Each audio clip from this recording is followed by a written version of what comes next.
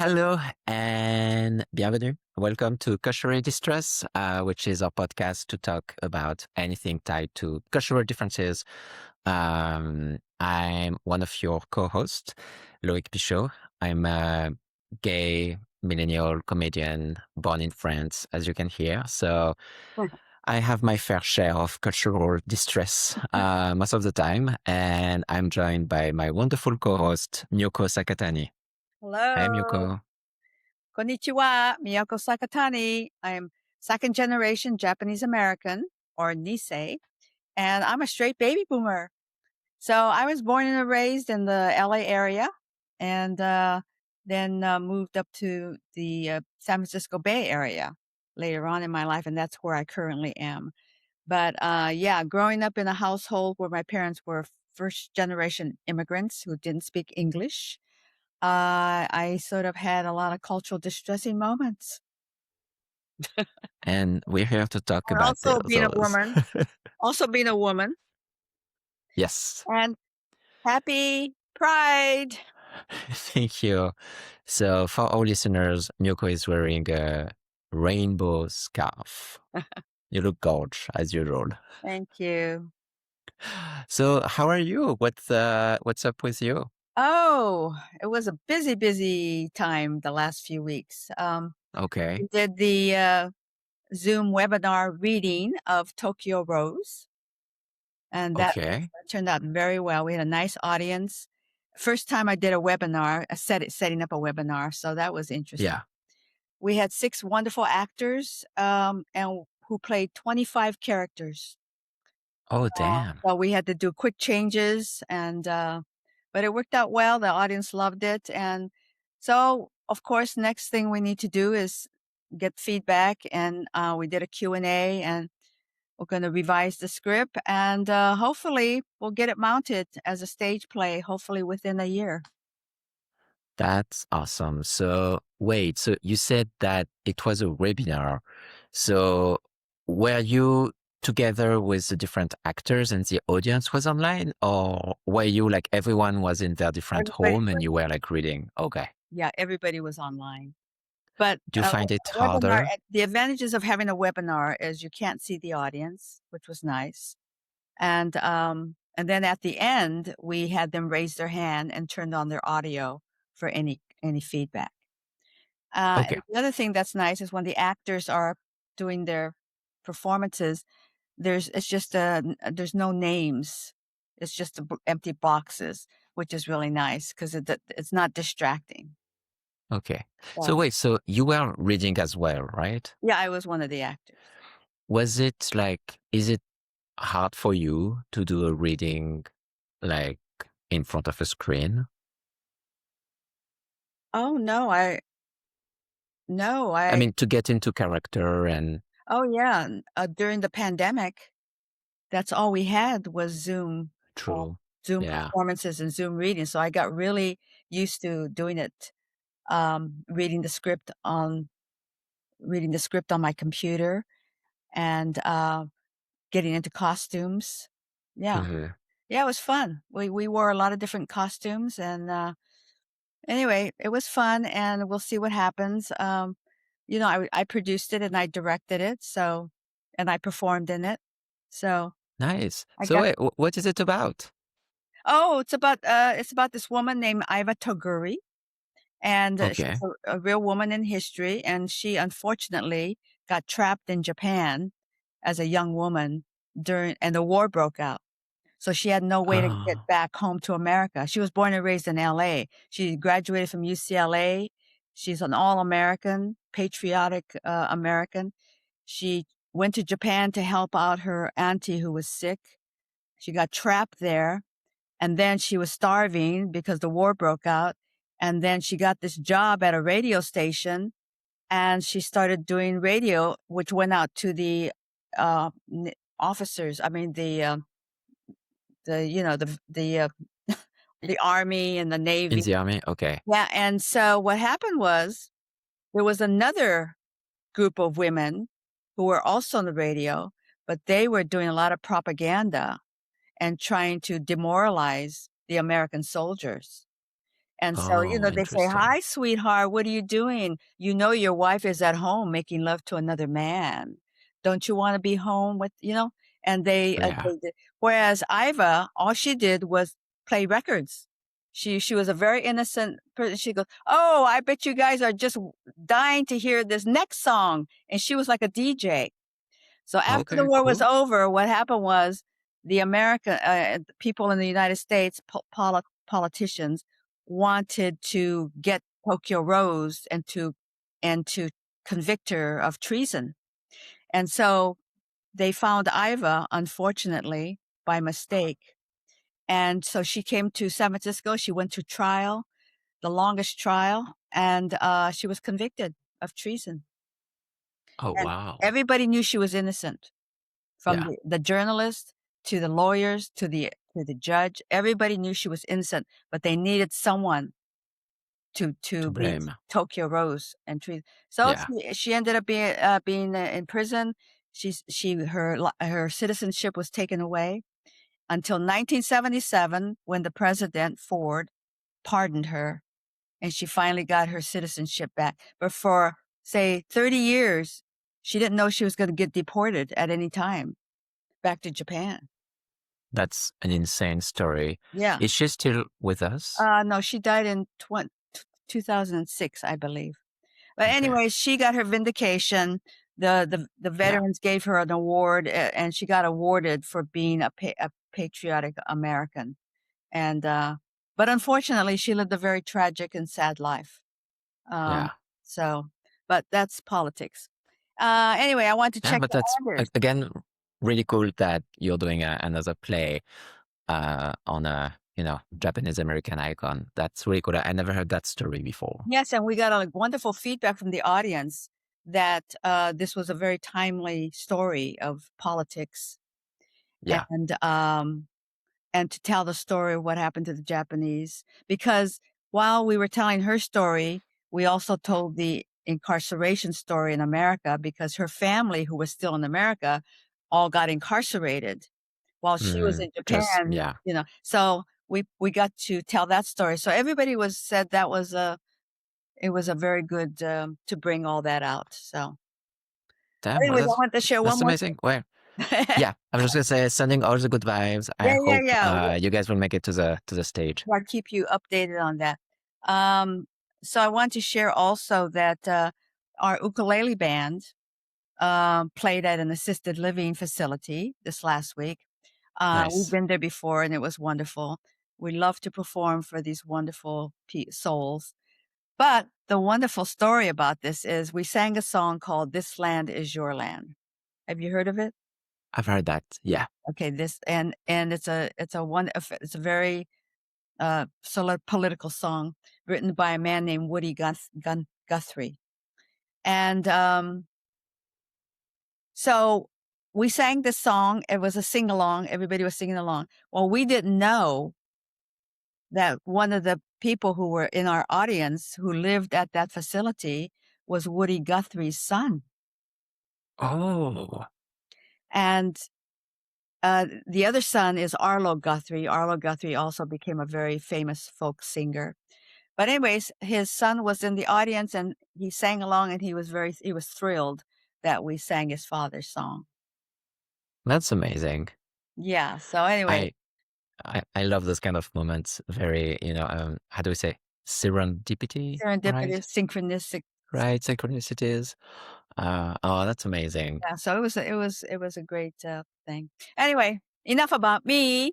How about you? How was your week, month? I'm doing well. I want to start by talking about what I'm wearing because before we started recording, Miyoko had a question about my T-shirt that Rooster. featured a rooster. Rooster.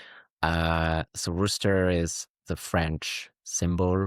It's one of the French symbol, and so this is actually a T-shirt for the FIFA World Cup. Have you been? I'm going to Oh assume you don't really follow no, soccer. no. Yes, so we're in the World Cup, which happen every 4 years for the men's World Cup, um, and uh, and like I get really into it, and like I don't really follow soccer on a regular basis because like, there's too many things going on with the national leagues and everything. So I Yeah. don't really follow that. But every 4 years, I get really into it, and it's just so fun to watch and get into the spirit of Yeah. the game. So on my T-shirt is Rooster for the French team. FFF means Fédération Française de Football, so it's like the French organization. Oh, And you can see we have 2 stars because we were world champion twice. wow. So when you actually get to win the World Cup, you Yeah. actually gain a star. So if you check like the jersey players, you will see like the French players will have 2 stars, and each different country have a different number of I stars see. based on how many times they've won. So And today, oh, sorry, go ahead. when was the last time? When was the last time the French won? So it was 8 years ago. 8 years. Yeah. So 2 World Cup ago, last time we went to the final, but we lost to Argentina. But it's today I went to this place in Venice, which is basically like the official hang for like French supporters. Oh, So it's like this golf course, and they like put some, basically we can use part of the lawn, and they have like a huge screen, and it was like 80% of French people. So it was very funny because I feel like sometimes I don't really, um, don't really know that many French people in LA.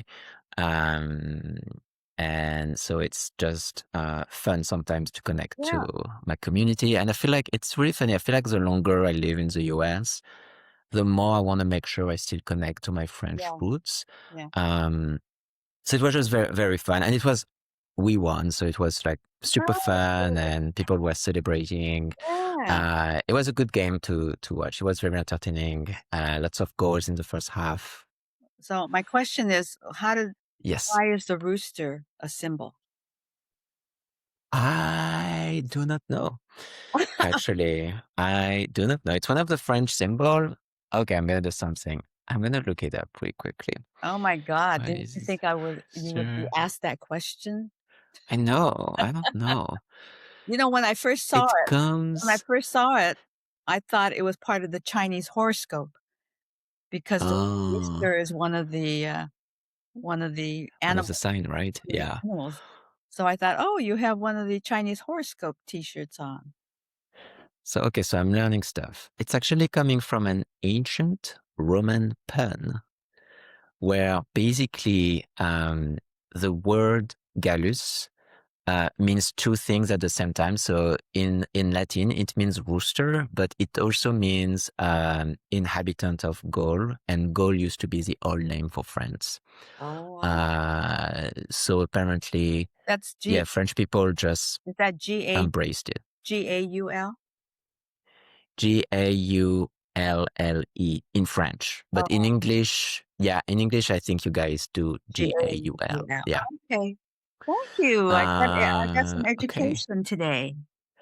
And people say that French people actually embraced it because rooster has, a fighting spirit. Okay. Yeah, what say, people use them to fight, right? Yeah. Vigilance and pride. Yeah, So it represents French bravery. the other name for a rooster is a cock. Miyoko Sakatani, what are you saying? So wait, okay. So I have to ask this because as a French person, I'm wearing a T-shirt with a rooster on top of it, and I don't see any innuendo in that. But do you think people will see this and be like, "Oh, that's"? Do you think people will, right? Or no? No, they won't.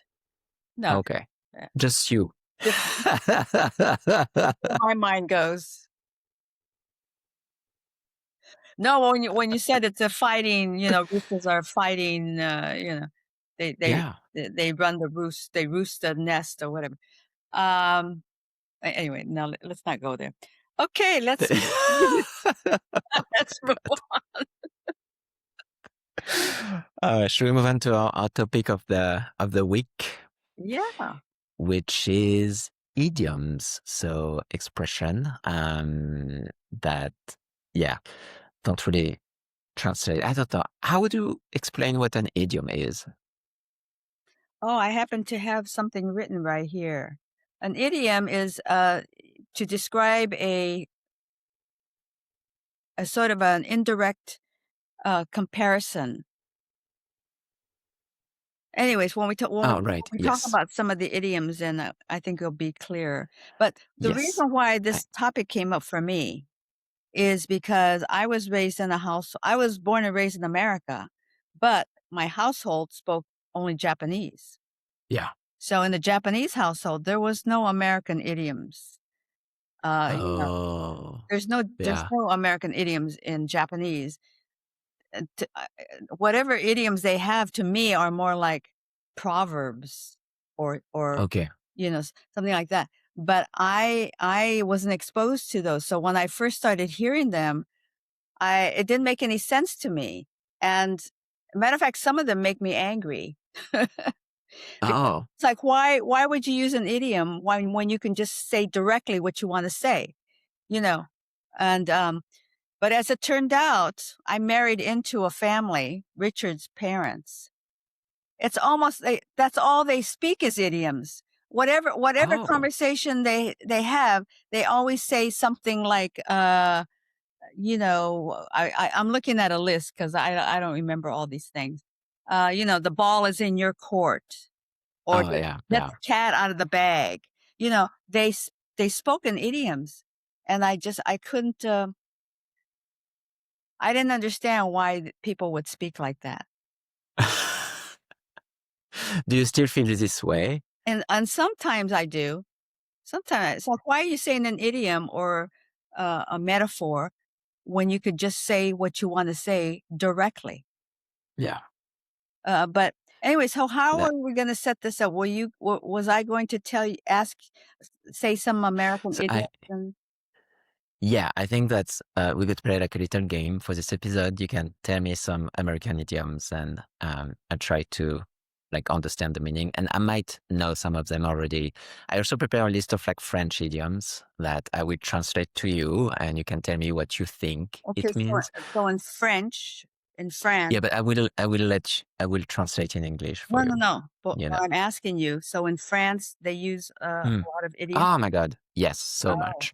oh, I mean, so much. I feel like in the US, there's tons of idioms and expression that now I realize must really confuse people learning French. oh, What's really funny is that I feel like we have a lot of like, we have some that are like similar, but not exactly the same. So they don't really translate okay.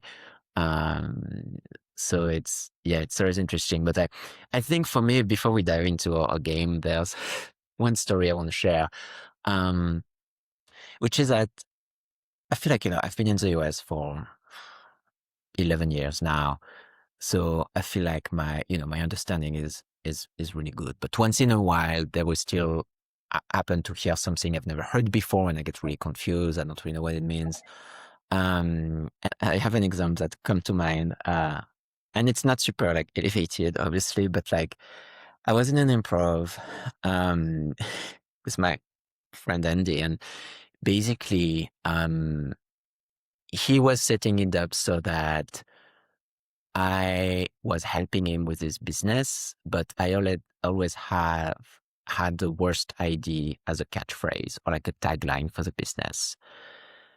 And basically, he actually like was like, "Oh, okay, why did you choose something toss a salad for your business?" I had no idea what toss a salad meant, but I was like, I have to commit to it now, I guess. So anyway, my point is that in this whole improv, I have to use toss a salad a lot without actually realizing what it meant. mhm. And basically, we were doing different bits, so different situations. And so I was like, well, I have no idea what this means, but I feel like this is the game of this improv, so I'm gonna keep using it. And I don't really know what it means, but people laugh. so, I- so the whole improv became me yeah, yeah, using toss a salad as a catchphrase for like any business's ID. And then I was like, what does it mean? I knew it was sexual. I wasn't sure what exactly it was. And then they told me, I was like, oh, okay, well, I did that. okay, what is it? Oh, you don't know what it is? Not really. Oh my God. I'm sure there's a lot of listeners out there who also do not know what that means. Oh my God. Okay, try to Okay. clean it. Well, clean it up. I don't know how to clean it up, but toss a salad means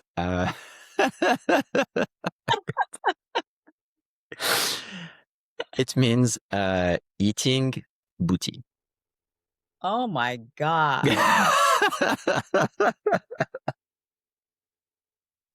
I don't even want to know where that came from. I don't know.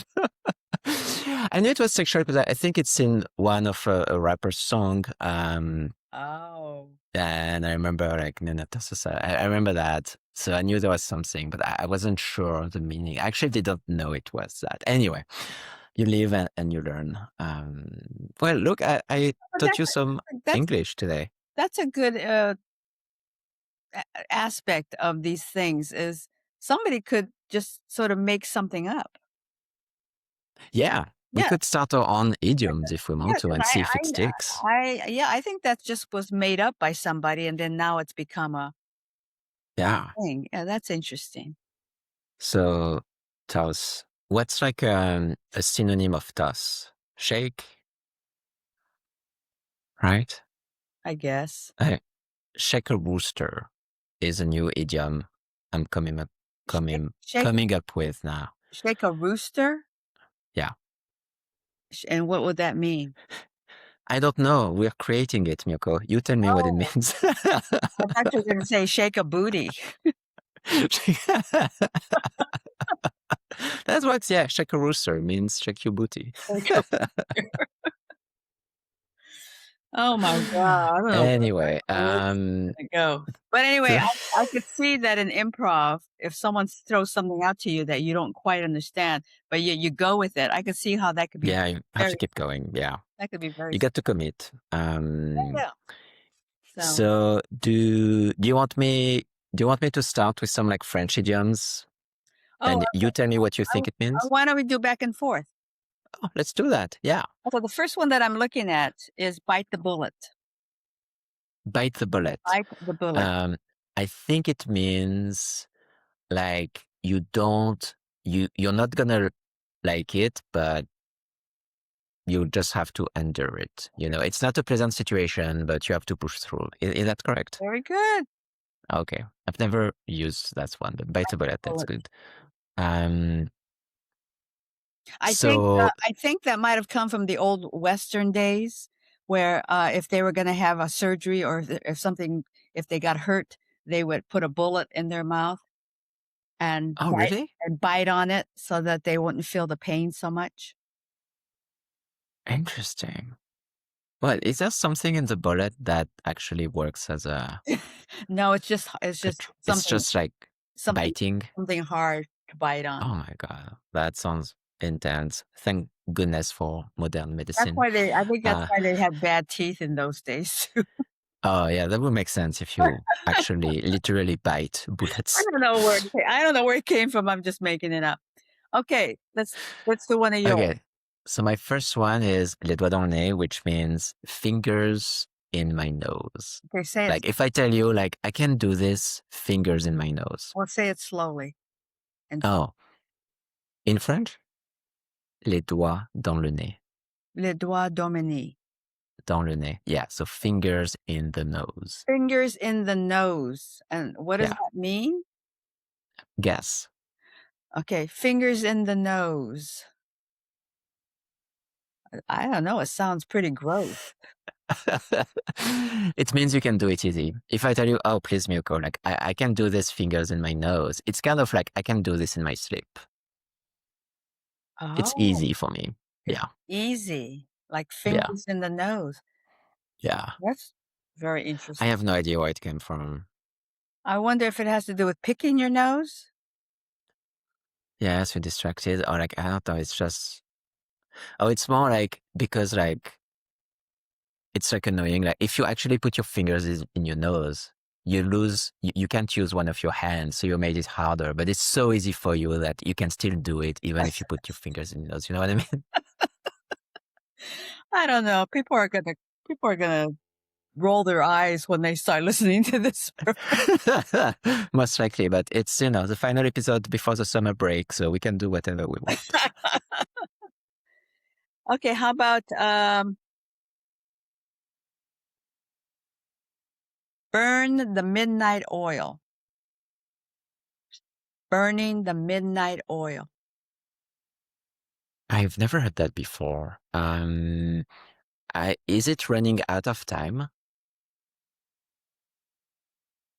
No, what it really means is burning the midnight oil is you have to work very late. You're working Oh, late into the night.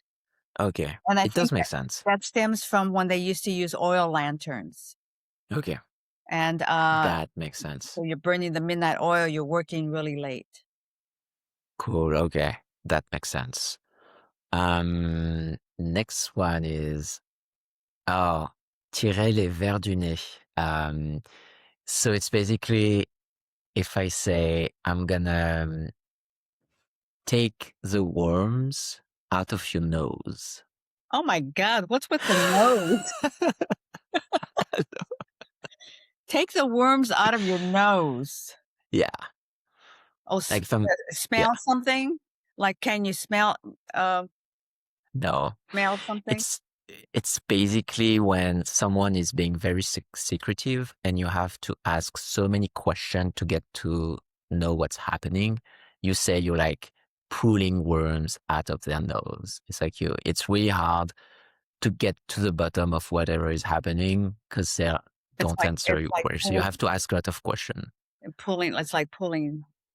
Pulling teeth, I guess. Would that be? Yeah, No. yeah, pulling Yeah, teeth. kind Yeah, of. like pulling teeth. Yeah, Yeah. oh, that's interesting. Okay, say it again slowly in French. Tirer les vers du nez. Okay, and this is like common things you would say in a Yeah. conversation. Oh, that's interesting. Yeah, people will say that. Those like, yeah. I've heard that a lot. Okay, how about let the cat out of the bag? Don't let the cat out of. Oh, don't let the cat. Oh, I know this one, but now I'm not sure of the meaning. To me, like the cat out of the bag is like the truth, right? So you're just like sharing the truth. Yeah, Okay. yeah. Poser un lapin, which means I'm gonna put a rabbit. So I would say, for example, uh, I poser would be poser is actually like to put on something. So like poser, put a rabbit. Like I would put slash bring a rabbit to you. What does it mean? You would bring a rabbit to me. Oh, like I like put a rabbit. Yeah, Put a rabbit in yeah. front of me. Put a rabbit in front of me. I guess not really for to you, but I A guess rabbit. yeah. We would do that to someone. Yeah. Okay, say it. Say it again. Poser un lapin. Lapin, it's a rabbit. Oh, a rabbit. I have no It's idea. a tough one. I mean, if I say like I put a rabbit to you, it means like I stood you up. We were supposed to meet and I never show up.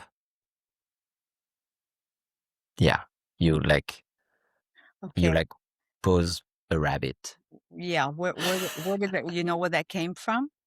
No. What does a rabbit have to do with being stood up?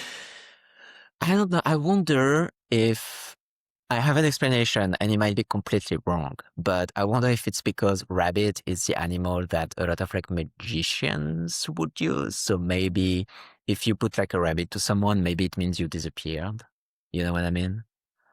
Maybe it's like magic related, I think. I think you just made that up. I'm making it up. I just made it up, but it would make sense. Raining cats and dogs. I have no idea what it means. Is it, or if it's raining? Oh, like that seems you're like lying to me, right? This seems like insane. No, actually, it's about the rain. It's Oh, raining. what does It's it mean? raining cats and dogs. It's like it's raining a lot. Oh, Why cats and dogs? I don't know.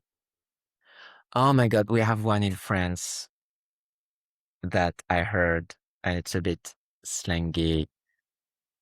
It's a bit of slang, but people will say, oh my God, il pleut comme vache qui pisse. So it rains like a cow is peeing.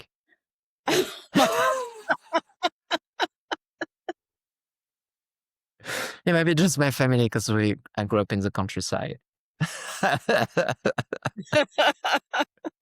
Yeah, the image. If you've ever seen a cow pee, it's a very Oh, like a strong horse? stream. Is it like a It's a horse? big Is it like a yeah, horse yeah, peeing? Yeah. yeah. The last one I have for you is prendre ses jambes à son cou, which means how can I say that? Take your legs on your neck. You take your legs Tuck your on your legs neck. on your neck. Take your legs on your neck. Tuck Yeah, your that's how legs. it will literally translate. Tuck your legs on your neck. Yeah, it's not sexual. Not sexual, but Just somebody's got to. because I know you are gonna go there. Yeah, but you got to be pretty flexible to do that. God, yeah, Huh? yes, you have to. Yeah. So is it if being flexible? No, it's actually running really fast. If you're running away from something, like you basically like I would say like the translation is probably run for your life. You're taking your legs to your Run neck. You for like your life. you yeah. Put your If you legs on your prends tes neck. jambes à ton cou, you're running for your life. So I think it's just the image of like legs moving really fast. I Boy, know it doesn't have to make I thought sense. American idioms were bad enough. The French are unbelievable. I know, but we're making our own. Shake a rooster. It's becoming a thing. It's gonna become our tagline for the podcast moving forward. Shake your rooster. Oh my God. All right, I think it's time to move on to the next Yeah, let's see what thing in the podcast, the next moment, which is the culturally distressed or culturally positive moment. Miyoko, why don't you kick us off? well, I know this program is called Culturally Distressed, but I tend to be having much more culturally positive experiences Which is great. these days. Yeah. I think it's because I lived most of my life with culturally distressed moments and experiences, life experiences. And I think it's sort of like shifting now to, Okay. I mean, I could always pick out something where there was some culturally distressed moments of being a woman, being Asian. Hmm. Um, but I don't know. It's more like I'm focusing or noticing more of the positive moments. So when we played our ukulele band at the assisted living, then first of all, our ukulele band is an all Asian ukulele band. And the community that we played for was so diverse. I mean, you really take it for granted how diverse we of an area that we live in, both in LA and in the San Francisco area. Because when you look out to the audience, Filipinos, African Americans, you know, um, Caucasians, just a mix, and I'm sure Hispanic, Latinos, just being able to play and looking out at the audience, the diversity in the audience. I think, I didn't really think much of it until right now, how much Hmm. you take for granted the diversity of which we live in. Yeah. Because, there are many, many parts of the country where they don't have this kind of diversity. And anyway, so feeling very blessed, very thankful. I love that. for having that. Yeah. That's a beautiful thing to say. You should have gone second, because I feel like this would have been a nice place to end, and I'm just gonna derail Oh, the podcast. no. Also, let me finish. Is of course, LGBTQ and gay, straight. I mean, that's not readily recognizable, but I can only assume that we had some gay or lesbian audience members. Obviously, yeah. So include that in the diversity of this. Yeah. And you never know, or the different identities that people bring to the table, right? Exactly. I think there's a term for it, intersectionality, right? When it's just, like the different layers of your identity, Yeah. being queer, but also different country of origin and all of that. So yeah, because Yeah. we are multitudes. Yeah. So there's all that, and very grateful. What about you? What's your what are you gonna bring something interesting to the table? Interesting. I don't know. I'm going to bring something, but I'm going to preface this by saying that I choose to live in the US. I'm a proud American citizen. I love so many things in this country, but that doesn't mean that sometimes I cannot rant. I have to stay true to my French roots, and sometimes I'm going to rant about what I think doesn't work as well in this country. Sure. And the thing, yeah, we are like summer is right around the corner. Why in the US can I not take 3 weeks off work in August? Like my French people do. Yeah. That's how it should be. I feel like there's this whole thing in the US where like, oh, it's such a bad look, even like 2 weeks, it's like stretching it out. And I feel like I don't know. It's just like this thing there's such like weirdness, I think, in the US around like corporate culture. Yeah. And I feel like the only justification is like to take 3 weeks off is to like go on a honeymoon or something. Yeah. Um, No, I mean, but so in France, you get 3 weeks off in the summer? most people will take 3 weeks off in the summer because we have a lot of vacation. My last job before I moved to the US, I actually had like 9 weeks per year. So usually with that, yeah, you take 3 weeks off during the summer. I mean, obviously you talk about it with your manager and your team to make sure that, no one takes, Right. all the vacation at the same time. And, You know, I obviously love being here and I love my work. And I think you there's know, just so much more job opportunities, I think. I know that I feel like you know I'm what it very sounds, happy with my career. you know what it sounds like? I need a vacation, right? It sounds like you need a vacation. I do, because you know what happened is that my last vacation was during the last holidays and it wasn't relaxing because we moved. Oh. And I feel like work has been so intense the first half of the year.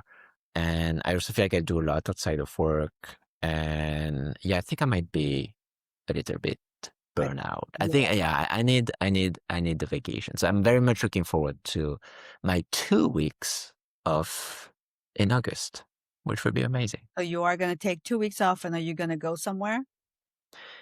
Yes, we're actually going to a few different places in Europe because Patrick is part of the Gay Men's Chorus Right. of Los Angeles, and they've been invited to sing in Amsterdam and What? London, which is really cool.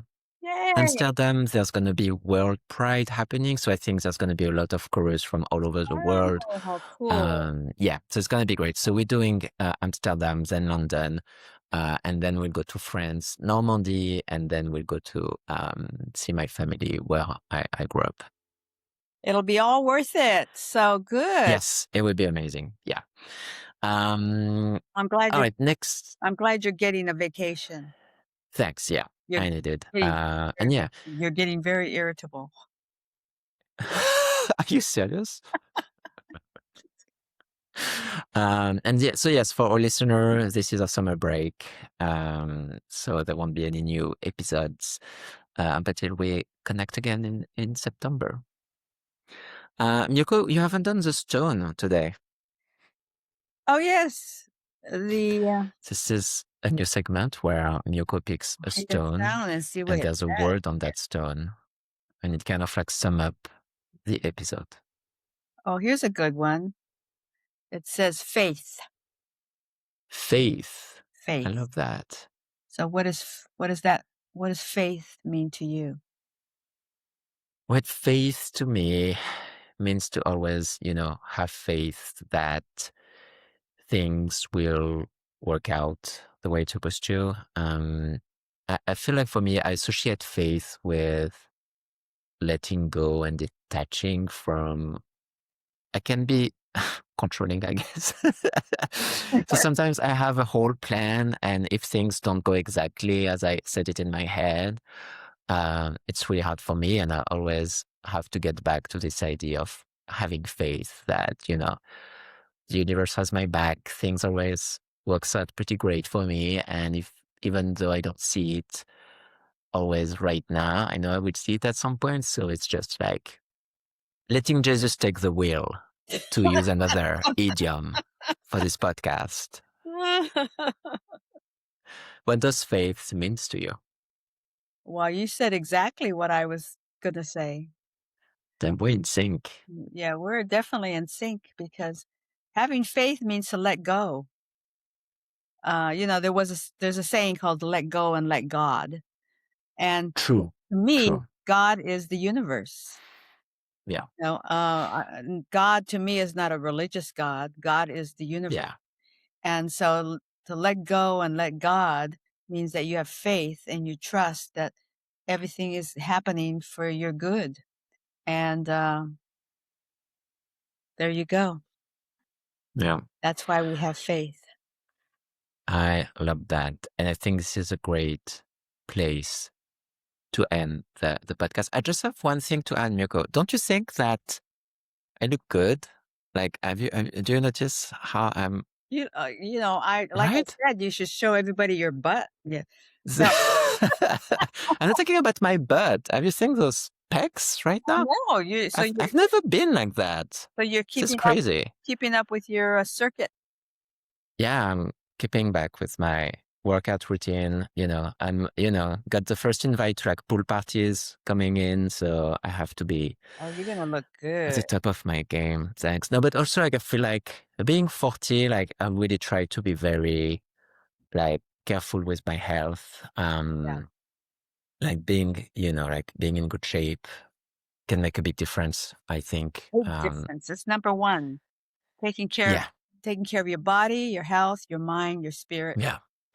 So 40 really did that for me. I'm so much more mindful of even, my diet and everything. And yeah, and I must say in this t-shirt, I was kind of distracted. Sometimes I kept looking and I was like, damn. So I hope you enjoyed. That's why you Miyoko. wore it. That's the first day I wore it, actually. I bought it. I didn't even try it. So I did not know it would look this good. Yeah. You're looking good. You're looking good. You too, Miyoko. You Thank too. you. Always. And thank you, everyone, for joining us as usual. Yes, and We appreciate thank you, Miyoko, for being a wonderful co-host. I'm so happy we did this together. Like this first year, we recorded like 20 episodes, which is insane. And I can't wait to connect again after the summer and record more. Sounds wonderful. All right. Thank you, everyone. Thank you Au for revoir. coming. We appreciate you. Be well.